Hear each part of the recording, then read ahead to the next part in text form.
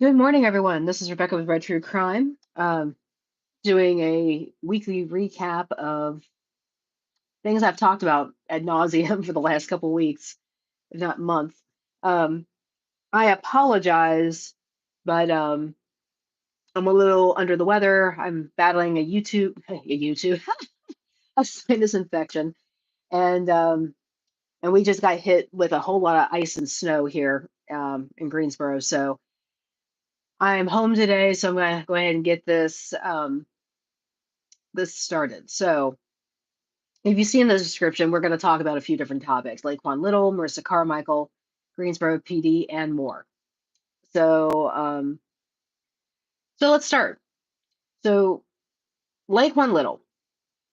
Those of you who are just now joining the channel or seeing me for the first time, my name is Rebecca. This is my channel, Red True Crime, and I talk about local, international, controversial cases, even celebrity here and there. But I've been doing more and more local cases here lately. So if you want to know more about what I do, hit that subscribe button, like, share, comment, do all the things. They don't cost anything. And it helps put the algorithm out there and all the information I put out there to get us more viewership and get the message out. So anyway, so Laquan Little, let me give you a brief background on him. So he is a man who went missing on December 31st, 2024. He's 26 years old, and he was found January 9th, or actually, when was he found? January 13th, I'm sorry, in a pond here in Greensboro, at the reserve at Bridgeford Apartments on Bridgeford Parkway in Greensboro, North Carolina. A lot's been said about his case. Uh, his mom has made the rounds on all the news networks and on social media begging for him to be found. And that's what you do as a parent. You know, you do what you can, when you can, how you can. And I honestly believe her plea is what got him found, because Greensboro PD severely dropped the ball on this. I really believe that. Because when you see tire tracks going into the pond and you see ring camera footage showing the car going towards the pond, um, you cannot not check the pond because, okay, hello, yes, I'm a ginger, but you cannot not check the pond. I mean, they use the excuse it's not deep enough, it's not, those are golf cart tire tracks. It doesn't matter, you check the pond, because they kept getting led back to that pond. And when they finally, this group of people, they have underwater drones that they use. They went in there, put the drone in there, and that's how they found it. He was with that drone. So, and he had been there for 13 days. And for 13 days, his mother had no idea where he was. And for 13 days, she worried, and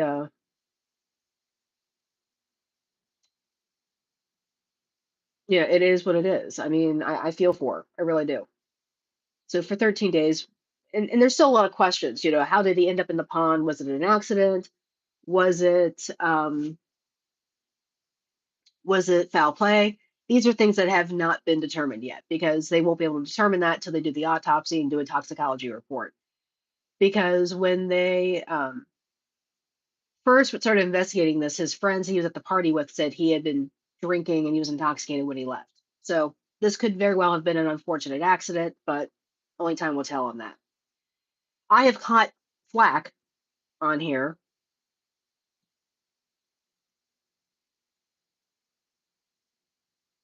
I have caught flack on here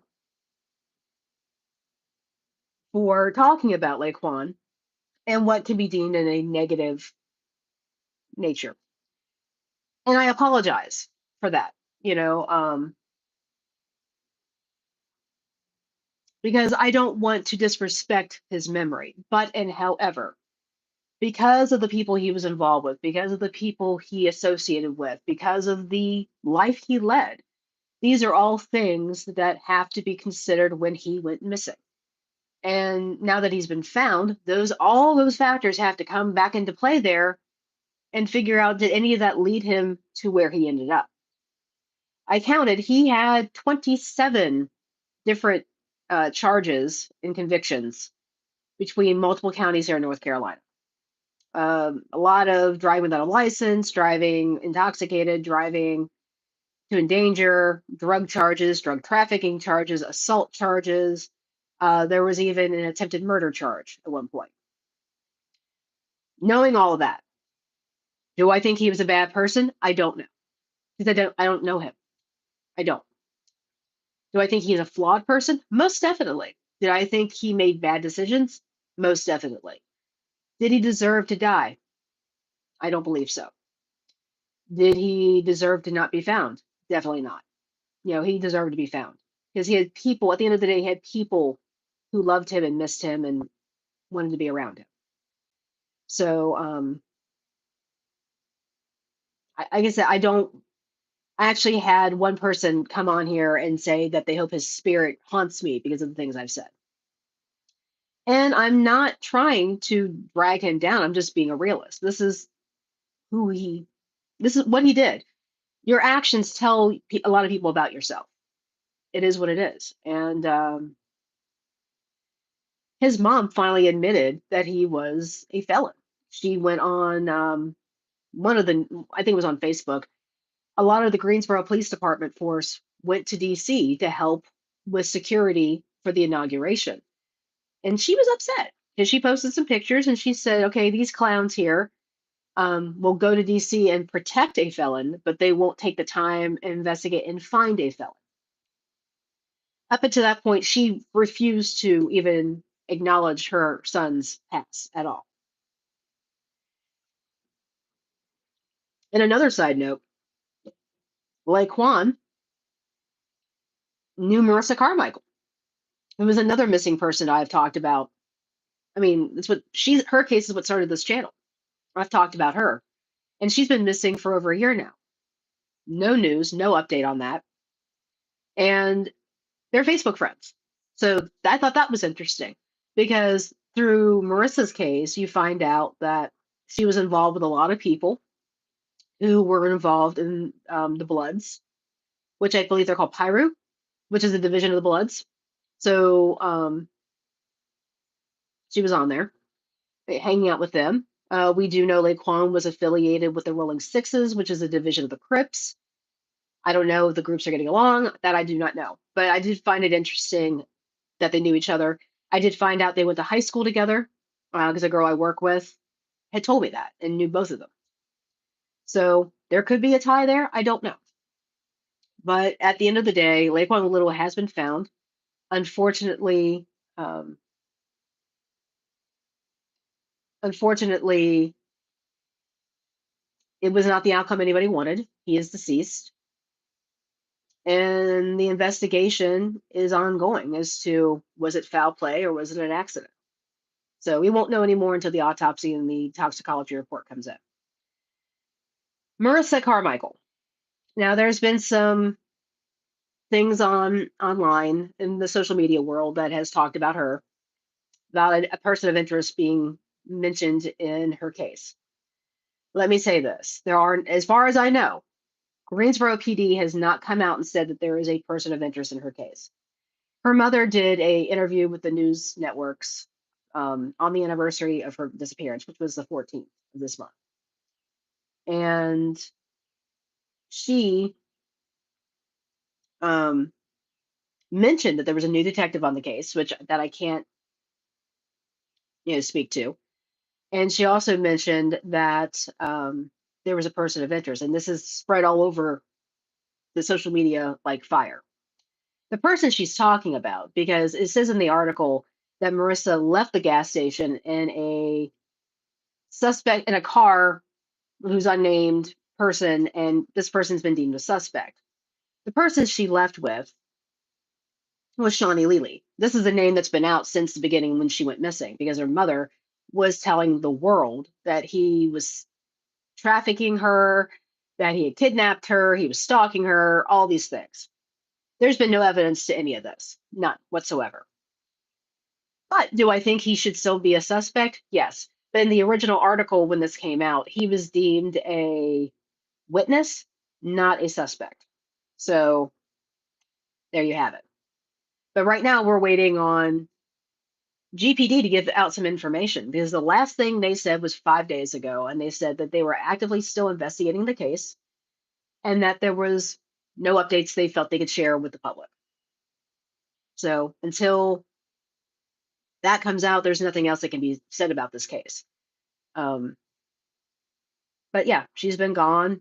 January 14th, it was 1 year, and we've surpassed that. And that's very, very sad. And let me get back to my GPD rant.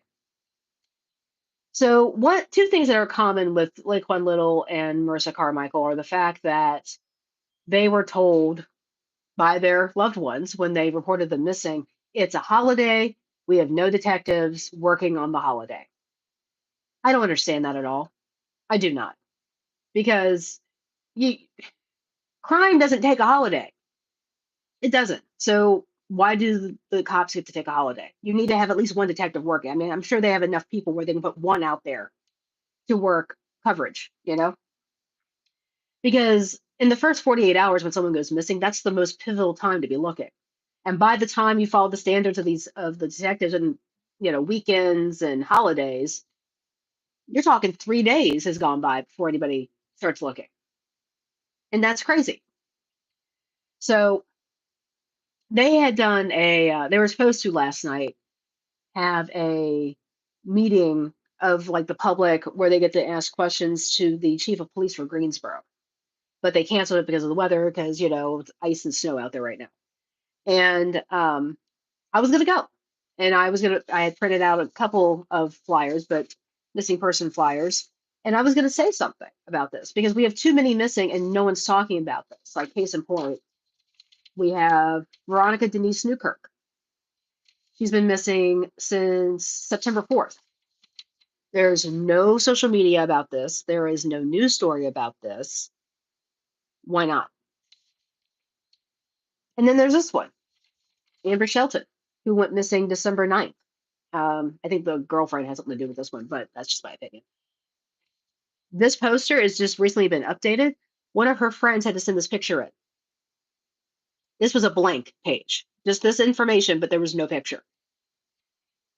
Do better, people. And the one that makes me more mad than anything else, we have a minor that's been missing since September 4th as well. Zachariah Griffin, no photo. Really?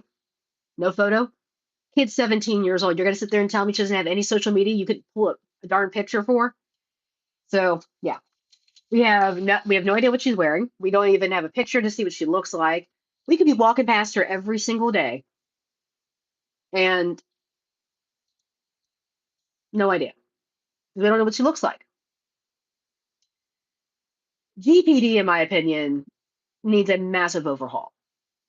We have a sheriff's department for Guilford County. They actually are over, like, jurisdiction wise, they have jurisdiction over the entire county. And I'm going to keep saying this. I think they need to combine the police forces. Jamestown, Greensboro, High Point, God, there's so many other cities, Summerfield, they're all Guilford County. And I really think they need to combine them all and make it one police force and kind of spread it out, because this is absolutely ridiculous. I actually had emailed the detective on Jacqueline's case to ask about the picture. Never got a response back. That was months ago. So these cops don't care. They really don't care. I mean, I can't say that for certain because they could care. They could be overwhelmed. They could be underpaid. I don't know. But something needs to be fixed. Because to have cops only work 8 to 5 Monday through Friday, crime does not work on a schedule, nor does it take holidays. So they need to fix that. So a couple more updates on other cases I've brought up. TK Burton, they are looking for a fifth person involved in his murder. The 4 that have been arrested, 2 are still being held. The other 2 have bonded out. I did see some video footage of Jacob Hill and his half brother Caleb Teal bar hopping. which was crazy. And this was during the time, it was after TK had been found and they were looking for them, but yet they were out in the open doing whatever.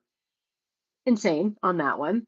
Uh, Word is on that one that for motive, Jacob was probably strung out and some jealousy on his end, and he took it out on TK.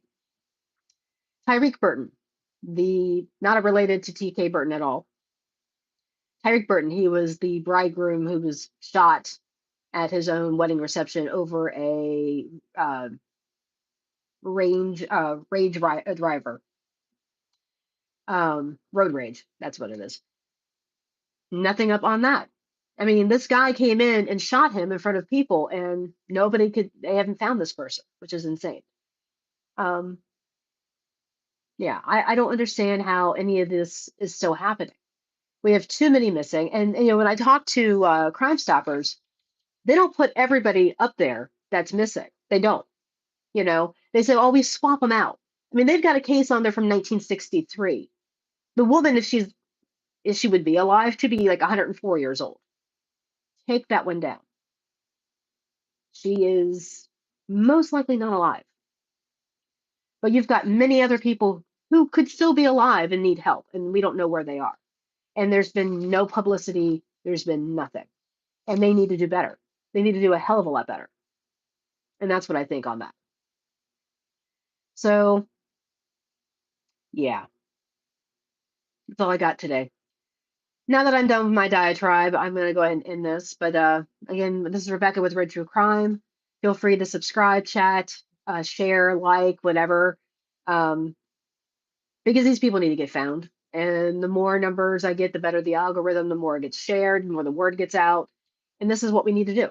Because at the end of the day, we are human and we need to help find the other humans. Um, they just need to be found. Too many people care, too many people miss them, but word needs to get out that they're missing. Because a lot of people don't know that they're missing. So, like I said, please subscribe, like, share, comment if you like, and get the word out because this is ridiculous. So thank you again for everyone who's tuned in. As I always say, be weird, be rude, be safe. And, you know, just be safe out there. Keep your head on a swivel, keep your eyes open, keep your ears peeled, and just be safe out there, y'all. Bye.